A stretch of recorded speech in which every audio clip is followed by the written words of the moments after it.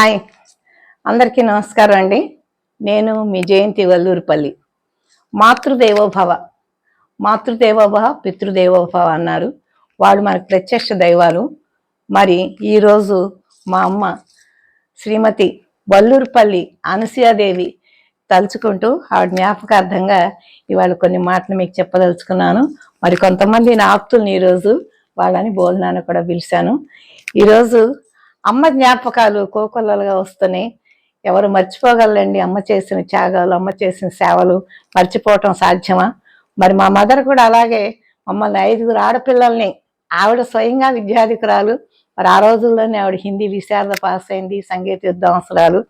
Educated parents అవటం మూలాన మమ్మల్ని ఒక విలేజ్ నుంచి మరి విజయవాడ తీసుకొచ్చి 5గురిని ప్రొఫెసర్గా తీర్చిదిద్దింది. మరి అందులో ఒక అమ్మాయిని డాక్టర్గా తీర్చిదిద్ది ఉన్నతమైన భవిష్యత్తు వచ్చేట్టు చేశారు. మరి వాళ్ళు ఎంతో కష్టపడి మమ్మల్ని అందరినీ ఇట్లా తీర్చిదిద్దినందుకే కదా ఈరోజు మేము ఈ స్థానంలో ఉన్నాము. మరి అందుకే మా అమ్మే నాకు ఆదర్శం. మరి ఈరోజు ఆమెని నేను తప్పకుండా తలుచుకుంటున్నాను. విజయవాడలోనే మా ఇల్లు ఉండటం మూలాన చుట్టుపక్కల ఉన్న విలేజ్ నుంచి మా బంధువులు అందరూ వస్తూ ఉండేవారు. మరి వాళ్ళు షాపింగ్లు, హాస్పిటల్ పనులు అన్నీ చూసుకుని వచ్చేటప్పటికి మా అమ్మ అన్ని రకాలుగా వాళ్ళకి భోజనాలు అరేంజ్ చేసి చక్కగా అతిథి మర్యాదలు చేసేది. అందుకే ఆవిడ అందరూ అన్నపూర్ణమ్మ తల్లి అనేవారు. మరి మా ఇల్లు ఎప్పుడు నిత్య కళ్యాణం పచ్చతోరణంగా సందడిగా ఉండేది. మరి అదే సందడి నేను కూడా కావాలని కోరుకుంటాను. మరి మా 3 అమ్మాయిలు కూడా అందరినీ అలాగే పిలిచి అందరికీ ఇలా భోజనాలు పెట్టాలనే uddeshanతో వాళ్ళు కూడా ఉంటారు. మరి ఈరోజు అమ్మని తలుచుకుంటూ అమ్మకు రాసిన కవితని చిన్నది మీకు వినిపిస్తాను. వల్లూరుపల్లి సీతారామ బ్రహ్మానికి ధర్మపత్నివై, ఉత్తమ ఇల్లాలివై, వల్లూరుపల్లి వంశానికి వన్నె తెచ్చావు. జనవాహిని మెచ్చే నీకు జన్మించిన 6 ముద్దు బిడ్డల పుట్టుకతో పునీతమైంది కృష్ణా జిల్లాలోని అంపాపురం. పలువురు మెచ్చే హిందీ విశారదవై, వీణా పాణివై, కళాకారిణివై విరాజిల్లావు. తల్లి అన్న మాటకు భాష్యమే నిలిచావు. ప్రభంజనని ఓర్పుతో పెంచి ఉత్తమ మాతృమూర్తి వయ్యావు. అజాత శత్రువై, అన్నపూర్ణమ్మవై, బంధువులు మెచ్చిన నీ పిండి వంటల నైపుణ్యం అమోఘం. అనర్గళాలు నీకు త్యాగరాజ కృతులు. బంధువులు మెచ్చిన నీ పిండి వంటల నైపుణ్యం అమోఘం. అనర్గళాలు నీకు త్యాగరాజ కృతులు. అవపోసన పట్టావు స్వరజతులు ఎన్నెన్నో.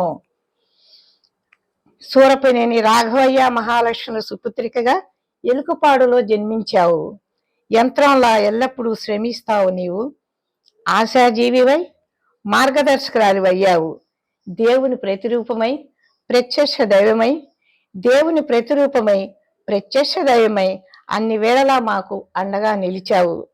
వికసించి పరిమళించిన నీ జీవితం, వికసించి పరిమళించిన నీ జీవితం ఓ పరిపూర్ణ మహిళ, ఓ పరిపూర్ణ మహిళ మా అందరికీ ఆదర్శం, మా అందరికీ ఆదర్శం.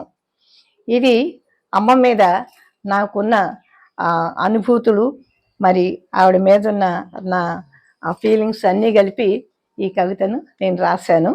మరి మీ అందరికీ కూడా ఇది వినిపించాను నేను. మరి అమ్మ జ్ఞాపకాలతో ఈరోజు నా మనసంతా ఆనందంతో నిండిపోయింది.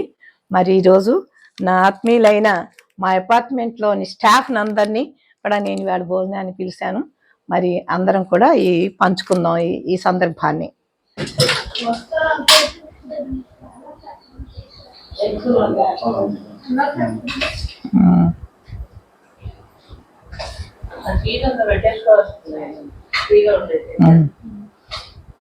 అమ్మ వాళ్ళు అరిసెలు చేయటం నాకు బాగా గుర్తు.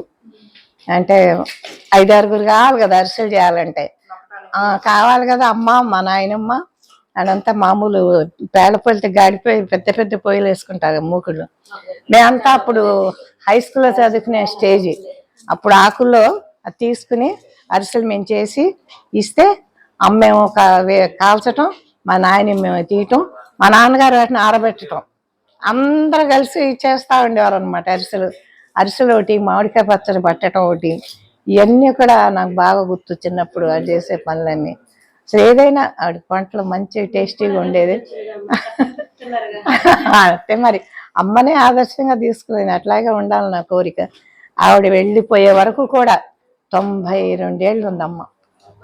అప్పటి వరకు కూడా చాలా యాక్టివ్గా చక్కగా 5 అమ్మాయిలు వస్తే అందరినీ చేసుకోవటం, పండగలు పిలవటం, అల్లుళ్ళని మనోరాల్ని అందరినీ చక్కగా ఏదొచ్చినా అందరు పుట్టినరోజులు చేయటం, వీళ్ళందరూ పుట్టినరోజులు ఏదొచ్చినా ఆవిడ చేసేది. ప్రతిదానికి అందరినీ పిలిచేది. ప్రసాద్ని దూరం అయిపోయింది, లేకపోతే వాళ్ళందరినీ కూడా తీసుకొచ్చే పని. ఏది తేవాలన్నా కష్టం. మొన్న మాత్రం చక్కగా వచ్చారు అందరూ. చాలా హ్యాపీగా అనిపించింది పంచుల ఫంక్షన్ అప్పుడు. చలి బాగా పెరిగింది కదా, నైట్ డ్యూటీ ఉండట్లేదా నువ్వు?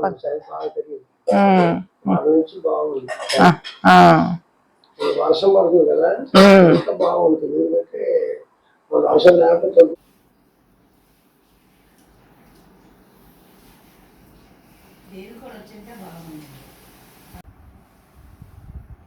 పులిహార నీకు ఇష్టమా భవ్య? బాగా ఇష్టమా? తమ్ముడికి ఇష్టం లేదా?